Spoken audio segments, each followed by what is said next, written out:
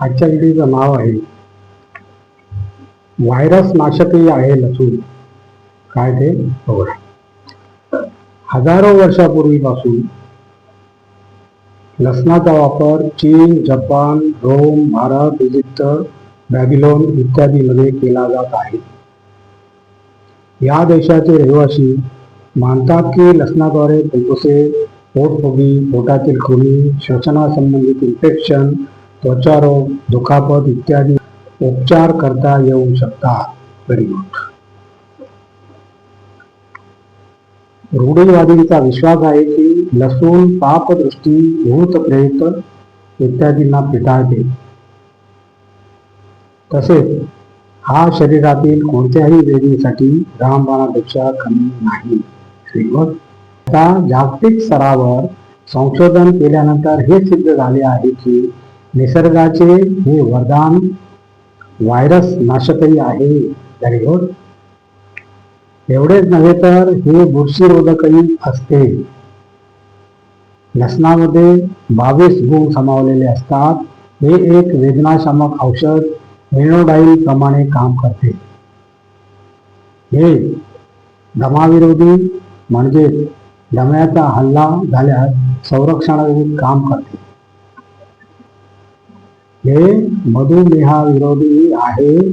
तापात हे कोणत्याही तापाच्या औषधापेक्षा कमी फायदेशीर नसते.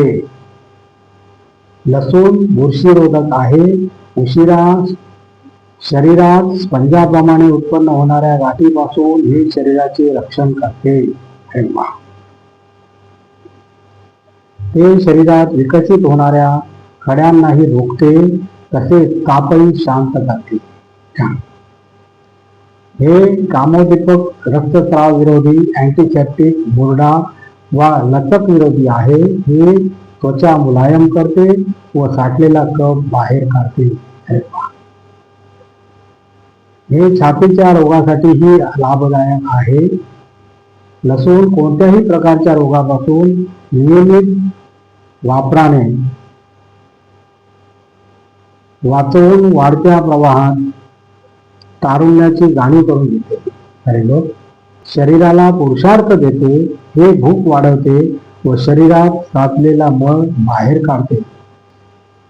आता दुसरा विषय मित्रांनो, व्हिटॅमिन सी हवे असल्यास लिंबू आहारात असणे आवश्यक आहे. काय ते बघा. लिंबू कापून त्यावर खडीसाखर घालून चोखल्यास चोकारी थांबते. पोटदुखी थांबवायची असेल तर लिंबाचा रस साखर घालून सेवन करावा. Very good. अजीर्ण झाल्यास लिंबू कापून त्यावर सुंठ किंवा सैंधव मीठ घालून कोमट करावे आणि वारंवार चोखावे.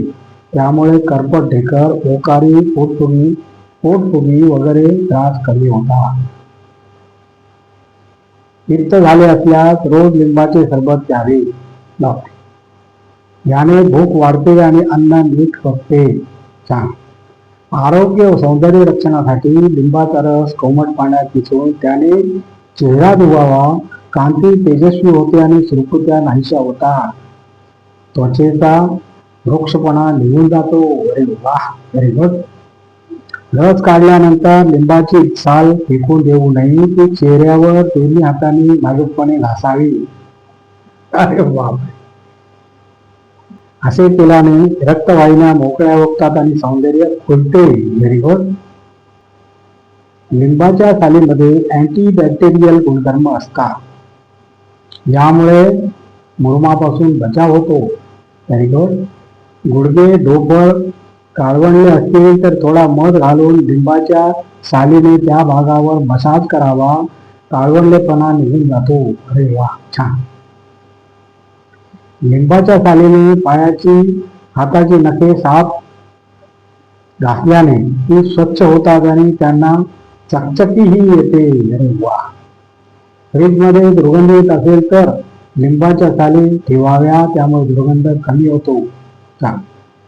शेगडीवरचे चिकट तेलकट डाग काढण्यास लिंबाची साल उपयोगी पडते. Very good. लिंबाच्या सालीचा खीस हा लेमन झेस्ट म्हणून ओळखला जातो. सॅलड किंवा अनेक पदार्थांमध्ये स्वाद वाढवण्यासाठी तुम्ही लेमन झेस्टचा वापर करू शकता. Very good. लिंबाची साल वाळवून त्याची पावडर करून फेस पॅक मध्ये तिचा वापर करू शकता. अरे वा. आणि अशा प्रकारे मित्रांनो आजचा आपला व्हिडिओ संपलेला आहे. आणि तुम्हाला जर माझा व्हिडिओ आवडला तर लाईक करा, शेअर करा, सबस्क्राईब करा आणि कॉमेंट जरूर करा. नमस्कार. जय हिंद.